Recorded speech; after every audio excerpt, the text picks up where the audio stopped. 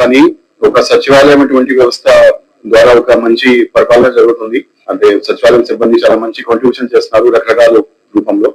దాంట్లో శానిటేషన్ సంబంధించి కానీ, అదేవిధంగా ఇంజనీరింగ్ వర్క్స్ అయినప్పటికీ కూడా, లేదంటే మీరు అనేది బిఆర్ఓ డ్యూటీస్ కానీ.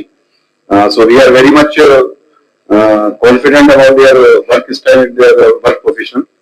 అదేవిధంగా జోనల్ స్థాయిలో ఉన్న జోనల్ హెచ్ఓడీస్ ఏవైతే ఉన్నారో, జోనల్ కమిషనర్ ఏవైతే ఉన్నారో, అన్ని చోట్ల, అనకాపల్లి కాకుండా అన్ని చోట్లలో కూడా వాళ్ళు చేసిన చాలా మంచి ప్రయత్నాలు చేస్తున్నారు. అందువల్ల జీవీఎంసీకి, విశాఖపట్నం సిటీకి డెవలప్మెంట్ అవుతుంది. దీంతో భాగంగా మన ఏవైతే ఎంప్లాయీస్ ఉన్నాయో, అది ఏ కేడర్ లో అయినా, ఏ ప్లేస్ లో అయినా, వాళ్ళకి వెల్ఫేర్ కూడా మనకు చాలా చాలా ఇంపార్టెంట్. ఎంప్లాయీ వెల్ఫేర్ సంబంధించి కూడా ఎక్కడైనా ఏదైనా ఇష్యూ జరిగినప్పుడు వాళ్ళకి సమస్య తెలియచేయడం.